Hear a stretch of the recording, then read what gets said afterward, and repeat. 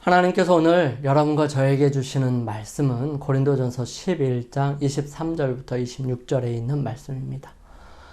내가 너희에게 전한 것은 주께 받은 것이니 곧 주 예수께서 잡히시던 밤에 떡을 가지사 축사하시고 떼어 가라사대 이것은 너희를 위하는 내 몸이니 이것을 행하여 나를 기념하라 하시고 식후에 또한 이와 같이 잔을 가지시고 가라사대 이 잔은 내 피로 세운 새 언약이니 이것을 행하여 마실 때마다 나를 기념하라 하셨으니 너희가 이 떡을 먹으며 이 잔을 마실 때마다 주의 죽으심을 오실 때까지 전하는 것이니라. 하나님의 은혜와 사랑 속에서 늘 주님을 기억하기를 바라시는 우리 보두리교회 성도 여러분, 안녕하십니까? 주님께서 여러분과 저의 마음에 함께 하셔서 이 타락한 세상에서 그래도 하늘을 그리며 우리의 죄악을 떠날 수 있는 안전한 방법을 마련하신 성만찬 예식을 살펴봄으로 통해 큰 은혜와 감사의 시간이 되게 하시기를 주님의 이름으로 축원합니다. 우리는 지난 시간에 침례에 대해서 살펴보았습니다. 왜 물에 잠기는 침례여야 하는지, 그리고 침례의 의미들이 무엇인지를 살펴보았습니다. 침례는 예수 그리스도를 영접하고 믿기로 결정한 사람들이 세상과 죄에 대하여 죽고 그리스도와 하나님을 위하여 살기로 결정한 그 결정을 보여주는 상징적인 것이기 때문에 물에 장사되는 형식의 침례가 그 의미를 담고 있고, 성경에 나오는 것은 침례의 모습이지 변질된 세례의 모습은 아님을 살펴보았습니다. 침례는 그리스도의 명령이고요, 모본으로 보여주신 것이고 그리스도인이라는 것을 증명하는 것이고 하나님과의 언약을 상징하는 것이며 그리스도의 사업에 헌신을 나타내고 그리스도인 공동체인 교회의 입교를 의미하는 것이기 때문에 그 중요한 의미를 가지고 있습니다. 그러면 오늘 성례전으로 침례와 세종예식, 성만찬 예식이 있다면 오늘은 성경의 진리의 16번째 세종예식과 성만찬 예식 함께 살펴보겠습니다. 성만찬에 대한 재림교회의 기본 신조는 다음과 같이 진술하고 있습니다. 성만찬은 예수를 주와 구주로 믿는 믿음을 나타내는 의식으로 그분의 몸과 피의 상징에 참여하는 것이다.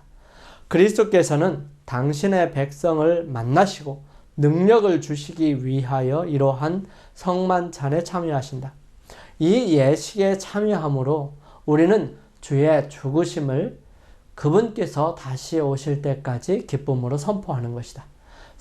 성만찬 예식의 준비에는 자기 성찰, 회개, 고백이 포함된다. 그리스도께서는 새로운 정결을 나타내고 그리스도와 같은 겸손으로 기꺼이 서로 섬기려는 마음을 표현하고 사랑 가운데서 우리의 마음이 연합되도록 성만찬 예식을 제정하셨다. 성만찬 예식에는 모든 믿는 그리스도인이 참여할 수 있다. 그렇다면 이런 성만찬 예식의 기원은 어디서 찾을 수 있을까요?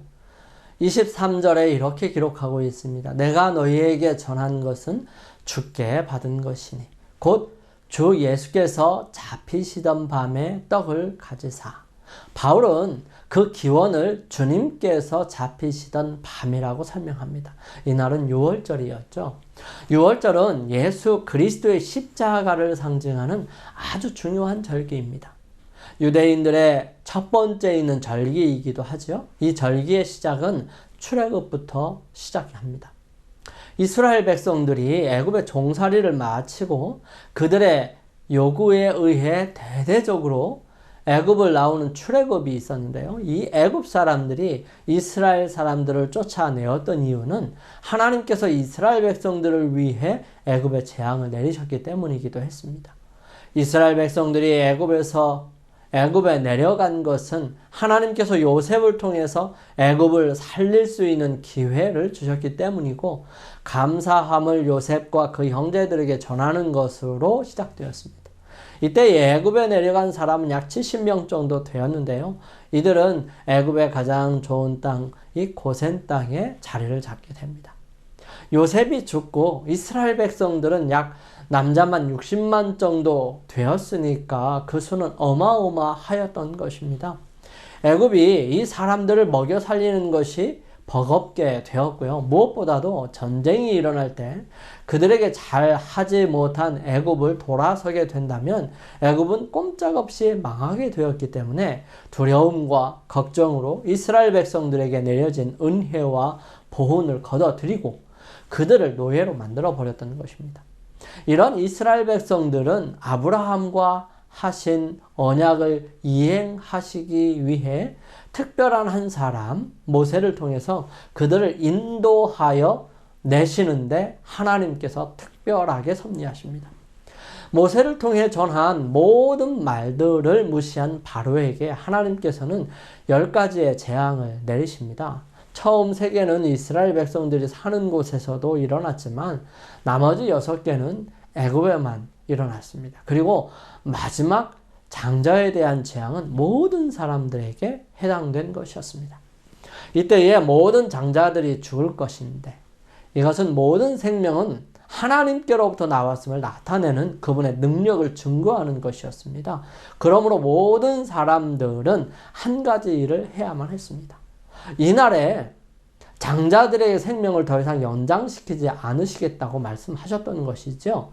그래서 이 부분에 대하여 출애굽기는 이렇게 기록합니다. 이달 14일까지 간직하였다가 해질 때에 이스라엘 회중이 그 양을 잡고 그 피로 양을 먹을 집, 문, 좌우 설주와 임방에 바르고 그 밤에 그 고기를 불에 구워 무교병과 쓴나물과 아울러 먹되 난로나 물에 삶아서나 먹지 말고 그 머리와 정강이와 내장을 다 불에 구워 먹고 아침까지 남겨두지 말며 아침까지 남은 것은 곧 소화하라. 너희는 그것을 이렇게 먹을지니 허리에 띠를 띠고 발에 신을 신고 손에 지팡이를 잡고 급히 먹으라. 이것이 여호와의 유월절이니라. 유월절은 이렇게 시작되었습니다. 이 유월절은 이스라엘 백성들을 애굽에서 구원해 내신 여호와 하나님을 기억하는 귀한 절기였습니다. 이때에 죽은 어린 양은 모든 사람을 위해 대신하여 죽은 예수 그리스도를 상징하는 것이었습니다. 가족 중에서 생명의 근원은 장자였습니다. 장자가 없으면 그 가족은 후손이 없게 되는 것이죠. 장자 없이 차자가 있을 수 없으니까요. 이 장자가 죽는다는 것은 그 집안의 재앙이었던 것입니다. 이 장자를 살리기 위한 온 가족의 노력은 바로 대신 죽을 어린 양을 마련하고 그 어린 양을 죽여 피를 임방과 설주에 발라 그들이 어린 양의 피를 의지하고 있음을 나타내는 일을 해야 했던 것입니다. 이 유월절이 지나 생명을 보존받은 수많은 사람들은 이제 그 생명이 하나님께 속하였다는 사실을 인정하는 표로 속전을 내야 했고요. 그것으로 성소에 봉사를 할 수 있도록 역사하셨던 것입니다. 그렇게 시작된 유월절은 예수님께서 돌아가시기 전까지 유지되었고요. 예수님께서 자신이 직접 어린 양이 되셔서 피를 흘리실 것을 말씀하시고 이렇게 말씀하시는 것입니다. 또 떡을 가져 살해하시고 떼어 저희에게 주시며 가라사대 이것은 너희를 위하여 주는 내 몸이라. 너희가 이를 행하여 나를 기념하라 하시고 저녁 먹은 후에 잔도 이와 같이 하여 가라사대 이 잔은 내 피로 세우는 새 언약이니 곧 너희를 위하여 붓는 것이라. 예수님께서 직접 기념하라고 말씀하시고 제자들이 예수 그리스도를 기억할 수 있는 기념이 되었던 것입니다. 이 성만찬은 사도시대에 곳곳에서 이루어졌습니다. 우리 성경 말씀을 함께 살펴보면 저희가 사도의 가르침을 받아 서로 교제하며 떡을 떼며 기도하기를 전혀 힘쓰니라. 여기서 떡을 떼며 라고 하는 이 부분은 무교병을 함께 나누었다는 사실을 말하는 것이지요. 안식 후 첫날에 우리가 떡을 떼려 하여 모였더니 바울이 이튿날 떠나고자 하여 저희에게 강론할세 말을 밤중까지 계속하며. 여기서 떡을 떼려 하여 이 성만찬 예식을 하는 것을 말하는 것입니다. 바울은 그곳을 떠나기 전에 예수 그리스도를 그들이 가슴 깊이 새기기를 원했었어요. 유월절은 애굽의 속박에서 이스라엘이 구원받은 기념으로 세워진 것이었습니다. 해마다 자손들이 이 의식의 뜻을 물을 때마다 그 역사를 되풀이해서 말해주도록 하나님께서 특별히 지시하셨죠. 이렇게 함으로 경이로운 구원은 모든 사람의 마음에 새롭게 간직될 것이었습니다. 성만찬 예식은 그리스도의 죽음의 결과로 이루어진 큰 구원을 기념하기 위하여 주신 바 되었다. 그리스도께서 능력과 영광으로 재림하실 때까지 이 의식은 기념되어야 한다. 이것을 통하여 우리를 위하여 행하신 그분의 위대한 사업은 우리 마음속에 항상 새롭게 간직되었다. 6월절에 시작하신 예수님의 십자가의 죽으심과 보혈을 상징하는 이 성만찬 예식의 의미들을 함께 살펴보겠습니다. 축사하시고 떼어 가라사대 이것은 너희를 위하는 내 몸이니 이것을 행하여 나를 기념하라 하시고 식후에 또한 이와 같이 잔을 가지시고 가라사대 이 잔은 내 피로 세운 새 언약이니 이것을 행하여 마실 때마다 나를 기념하라 하셨으니. 첫 번째로 이 성만찬의 의미는 죄로부터의 구원에 대한 기념이라는 사실입니다. 6월절 절기가 애굽의 종살이에서 이스라엘이 구원받았음을 기념했듯이 성만찬은 영적 애굽인 즉 죄에서의 구원을 기념합니다. 문설주와 임방에 뿌려진 6월절 양의 피는 그 집에 사는 사람들을 죽음으로부터 보호했습니다. 그 고기가 제공한 영양은 이 애굽에서 도피할 기력을 그들에게 주었죠. 이와 같이 그리스도의 희생은 죄로부터의 해방을 가져옵니다. 그리스도의 피를 의지하는 사람마다 그 생명이 보존되었고요. 그리스도 안에 거하는 사람들마다 살아갈 수 있는 힘과 능력을 얻을 수 있었던 것입니다. 그리스도인들은 그리스도의 살과 피를 먹고 마심을 통하여 구원함을 받지요. 성만찬은 십자가 상에서의 그리스도의 죽음은 우리의 구원과 용서의 길을 준비했고 영생을 보장했음을 분명하게 증거해 줍니다. 예수님은 이것을 행하여 나를 기념하라 라고 말씀하셨어요. 이 예식은 그리스도의 죄의 용서에 대신 갚아주시는 것을 드러냅니다. 이것은 너희를 위하는 내 몸이니 라고 예수님은 말씀하셨죠. 십자가에서 무죄하신 그분께서 범죄자인 나를 대신하셨고 의로운 그분께서 불의한 나를 대신하셨다는 사실입니다. 이 관대한 행위는 죄인의 죽음을 요구하는 율법의 요구를 충족시켰고요. 회개하는 죄인에게 용서와 평화와 영생의 보증을 마련해 주었다는 것입니다. 십자가는 우리가 죄인이라고 분명하게 지적하는 것을 해결하셨고요. 우리에게 그리스도의 의의 두루마기와 죄를 정복할 능력을 마련해 주었습니다. 두 번째로 그리스도와의 단체적인 교제를 의미합니다.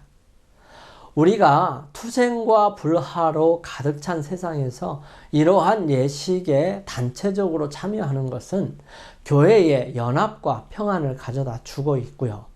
그리스도와 교인들 서로 간에 있는 진정한 교제를 드러내는 것입니다. 바울은 이러한 교제를 강조하면서 우리가 축복하는 바 축복의 잔은 그리스도의 피에 참여함이 아니며 우리가 떼는 떡은 그리스도의 몸에 참여함이 아니냐. 떡이 하나요 많은 우리가 한 몸이니 이는 우리가 다 한 떡에 참여함이라고 말하였습니다. 이것은 성만찬 떡은 여러 조각으로 부셔져서 신자들의 그리스도인들의 입에 들어간다는 것과 모든 조각들이 같은 빵에서 나온 것이듯이 이 성만찬에 참여하는 자들은 부서진 떡에 의해 표상된 것처럼 몸이 부수어진 그분 안에서 연합된다는 사실을 나타내는 것입니다. 그래서 이 예식에 함께 참여함으로 그리스도인들은 그들이 연합되었음과 그리스도를 그 머리로 하는 한 대가족에 소속되어 있다는 사실을 공개적으로 보여주는 것입니다. 모든 교인들은 이 신성한 성만찬에 함께 참여해야 합니다. 그 이유는 성령을 통하여 그리스도께서 그의 백성과 만나시고 당신의 임재하심으로 저들에게 활력을 주시기 때문이죠. 비록 부적당한 마음과 손이 그 예식을 집전한다 할지라도 그리스도께서는 그의 자녀들을 섬기려고 그곳에 함께 계십니다. 사람들을 통하여서가 아니라 그리스도께서 직접 계심으로 참여하는 우리 모두가 그분을 만나고 경험할 수 있는 것입니다. 그리스도에 대한 확고한 신앙을 가지고 오는 모든 사람은 그 축복을 받을 수 있을 것입니다. 이 거룩한 특권의 기회를 등한히 여기는 자들은 큰 손실을 당할 것입니다.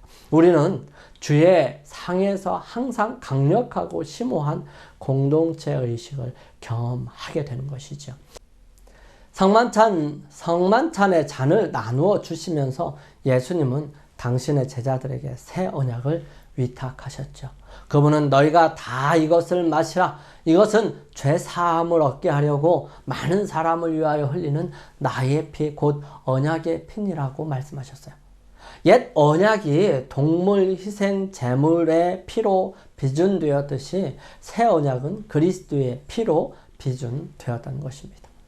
즉, 이 예식에서 그리스도인들은 그들의 주님께 대한 그들의 충성의 서약을 새롭게 하고요. 그들은 자신들이 하나님께서 예수 그리스도 안에서 자신을 인류에서 붙들어 매신 놀라운 계약의 한 부분임을 새롭게 인식하고 받아들이는 것을 말하는 것이죠. 이 언약의 한 부분으로서 그리스도인들은 경축할 만한 무엇인가를 가지고 있습니다. 이런 것처럼 성만찬은 영원한 은혜의 언약을 인침에 대한 기념물이고 감사의 예식이에요. 세 번째 중요한 의미는 재림에 대한 고대이기 때문입니다. 너희가 이 떡을 먹으며 이 잔을 마실 때마다 주의 죽으심을 오실 때까지 전하는 것이니라. 성만찬 예식은 갈바리와 재림의 사이 시기에 걸쳐져 있습니다. 즉 갈바리에서 십자가에 돌아가신 그분이 영광의 왕국이 이루어질 때까지의 사이를 연결시키고 있는 것이에요. 그것은 신약 세계관의 정수인 이미와 아직을 결합시키죠. 이미 이루어진 은혜의 왕국, 아직 이루어지지 않은 영광의 왕국, 이 사이에 지금 성만찬이 함께하고 있는 것입니다. 그것은 그리스도께서 볼 수 있는 모양으로 오실 때까지 그분께서 성령을 통하여 임재하신다는 것을 선포하는 것이지요. 즉 내가 포도나무에서 난 것을 이제부터 내 아버지의 나라에서 새 것으로 너희와 함께 마시는 날까지 마시지 아니하리라 하신 그리스도의 맹세는 예언적인 것이었습니다. 그것은 우리의 믿음을 미래의 우리 구주와 함께 나눌 천국 만찬으로 향하게 하는 것이지요. 그래서 이 예식은 어린 양의 혼인잔치의 대축제인 것입니다. 그렇다면 이 성만찬 예식을 어떻게 하는 것이 좋을까요? 너희가 이 떡을 먹으며 이 잔을 마실 때마다 주의 죽으심을 오실 때까지 전하는 것이니라. 성만찬 예식을 어떻게 하는 것이 가장 예수님께서 말씀하셨던 것을 그대로 드러내는 것일까요? 생각해보면 예수님께서 이 부분을 제정하셨을 때에 그 하셨던 방법으로 가는 것이 가장 중요하다고 봅니다. 첫 번째, 준비된 장소가 필요합니다. 장소뿐만 아니라 준비하는 사람들의 마음이 필요하다는 사실이죠. 6월절에 특별히 함께 제자들과 만찬을 하기 위해 장소를 마련하셨어요. 거기에는 떡과 포도주 그리고 발을 씻는 물을 준비해 주셨습니다. 우리 또한 그런 여러 가지 것들을 교회에서 준비함으로 그렇게 함께 할 수 있습니다. 교회는 성만찬 예식을 위해 전체에 광고를 하고요. 미리 봉사자들을 선정하고 듣는 많은 사람들이 마음으로 준비하게 합니다. 시무장로는 미리 선정된 예식을 인도할 장로들과 함께 기도하며 준비해 나가고요. 시무집사는 미리 선정된 봉사자들의 역할을 확인하고 잘 수행할 수 있도록 연습시키고 필요한 집기들과 떡, 포도즙을 마련하는 것입니다. 그 다음에 당일에 세종예식을 하게 되는데요. 내가 주와 또는 선생이 되어 너희 발을 씻겼으니 너희도 서로 발을 씻기는 것이 옳으니라. 내가 너희에게 행한 것 같이 너희도 행하게 하려 하여 본을 보였노라 말씀하십니다.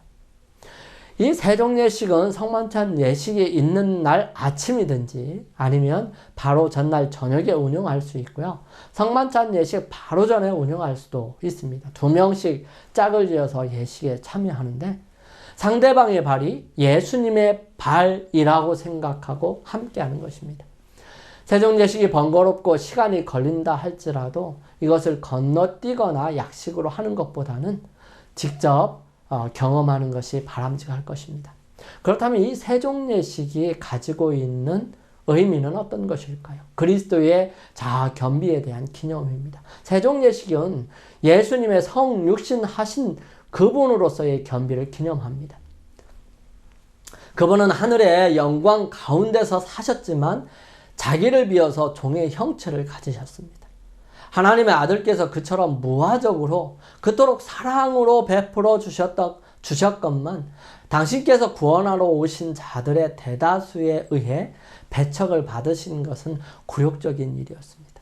그리스도의 지상생애에 전체에 걸쳐서 사단은 언제나 그분의 명예를 송산시키기 위해 필사적인 노력을 기울였지요.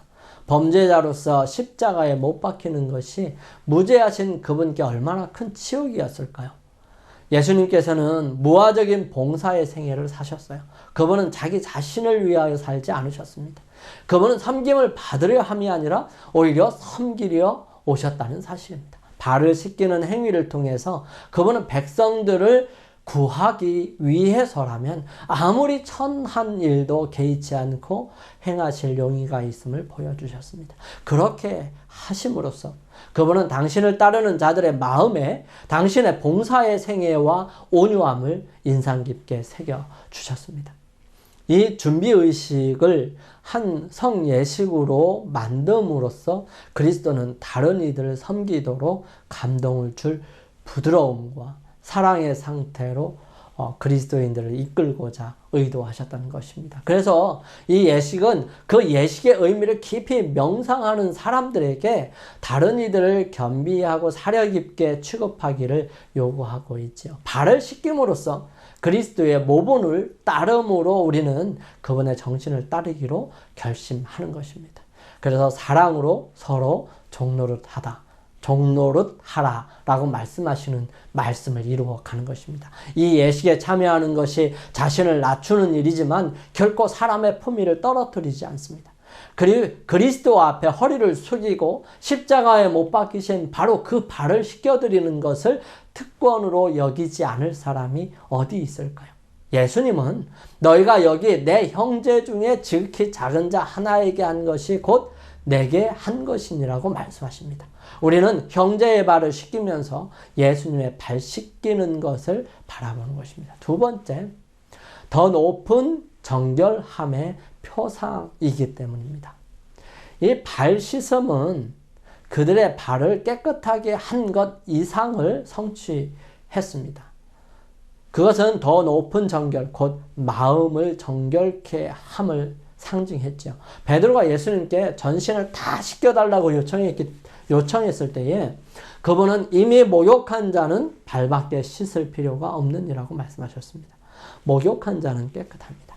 그러나 맨발로 샌들을 신은 발은 곧 더러워져서 다시 씻을 필요가 생기죠. 제자들도 그러했습니다.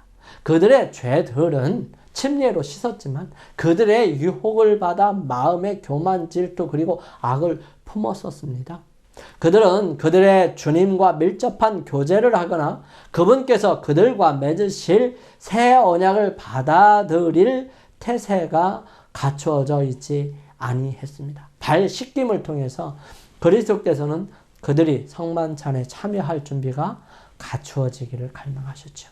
배반자 유다를 제외하고 그들의 마음은 그리스도의 은혜로 말미암아 이기심과 교만으로부터 정결케 되었고요. 그들은 서로 사랑으로 연합되었었던 것입니다. 예수님의 무아의 행위를 통해서 제자들은 겸비하게 되었고 또 온순하게 되었습니다. 제자들이 그러했던 것처럼 그리스도를 받아들이고 침례를 받았을 때 우리는 그분의 피로 정결케 되었습니다. 그렇지만 그리스도인 생활을 하면서 우리는 또 잘못을 저지르지요. 우리의 발이 더러워집니다. 우리는 다시 그리스도께 와서 그의 정결케 하신 은혜로 그 더러움을 씻어버려야 합니다.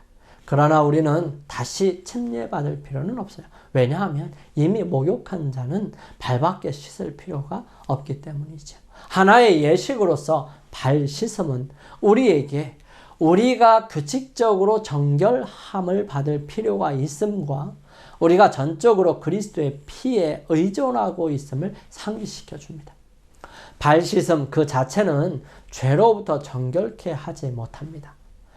그리스도만이 우리를 정결케 하실 수 있으시죠. 그래서 이 발 씻음을 통해서 우리는 우리 자신을 그리스도께 바치는 것이죠.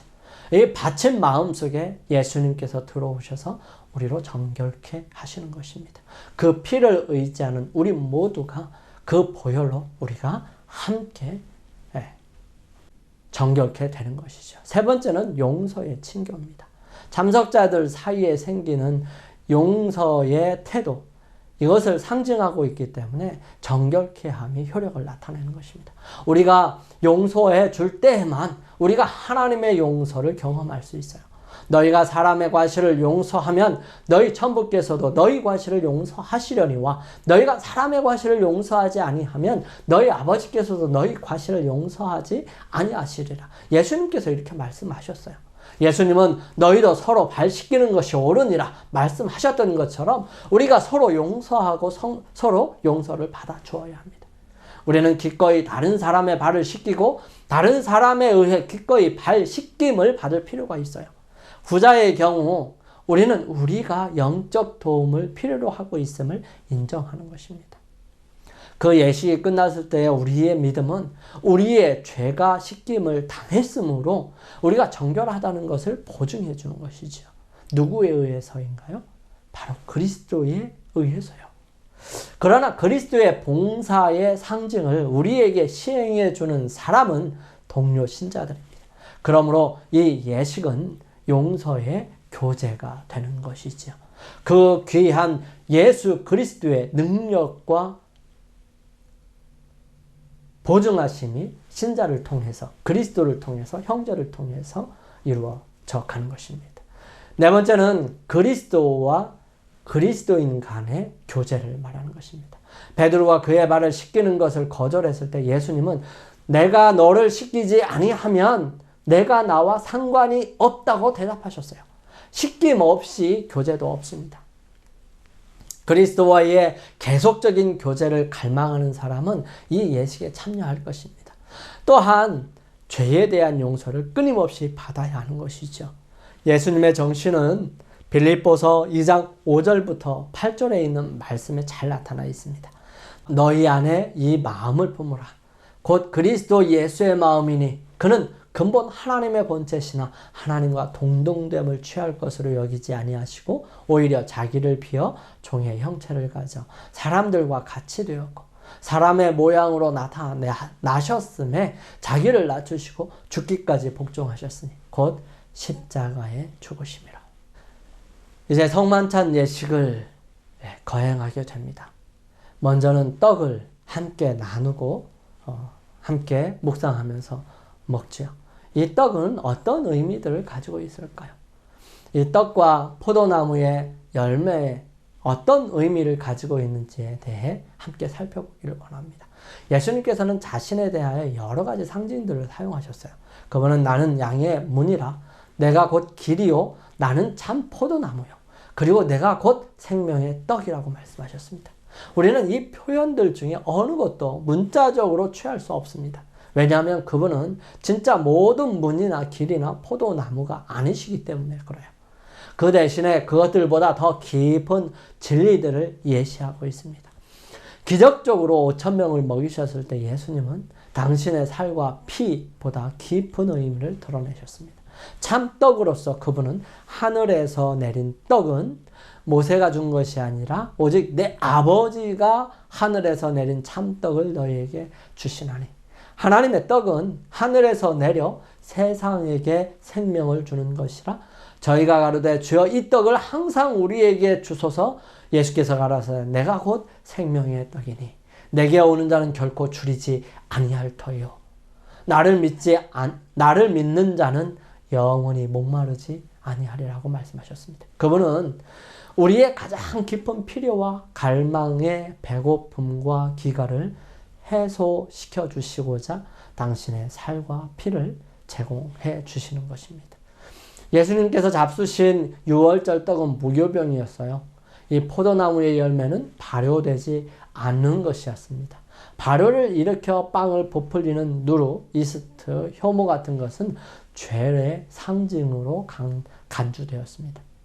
그러므로 그것은 흠 없고 점 없는 하나님의 어린 양을 대표하기에 부적합하였어요. 무교병 혹은 발효되지 아니하는 떡만이 죄 없는 그리스도의 몸을 상징할 수 있었던 것입니다. 그와 마찬가지로 변질된 포도나무 열매 위에 즙, 포도주는 예수 그리스도를 상징할 수 없습니다. 즉 발효되지 않는 포도즙만이 구주의 정결케 하는 피에 더럽혀지지 않는 완전을 상징할 수 있는 것이죠. 두 번째, 먹고 마시는 것입니다. 인자의 살을 먹지 아니하고 인자의 피를 마시지 아니하면 너희 속에 생명이 없느니라. 내 살을 먹고 내 피를 마시는 자는 영생을 가졌고 마지막 날에 내가 그를 다시 살리리니 라고 말씀하세요. 그리스도의 살을 먹고 피를 마시는 것은 그리스도의 말씀을 소화시키는 것을 표현하는 상징적인 언어예요. 그것을 통하여 신자들은 하늘과의 교제를 유지하고요. 영적인 생명을 가질 수 있게 되는 것입니다. 그분은 내가 너희에게 이른 말이 영이요 생명이라.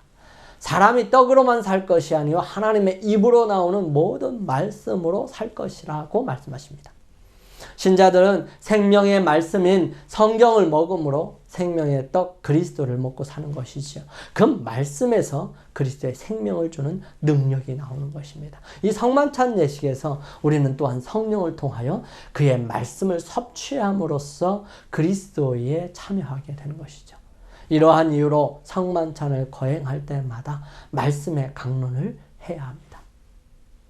우리가 믿음으로 그리스도의 속죄 희생의 유익을 우리의 것으로 삼기 때문에 성만찬은 단순한 기념적인 식사보다 훨씬 더 큰 의미가 있는 것이죠. 이 성만찬 예식에 참여하는 것은 우리에게 생명과 기쁨을 주시는 그리스도의 지탱시켜 주시는 능력을 통하여 우리의 생명이 생기를 회복하는 것을 의미하는 것입니다.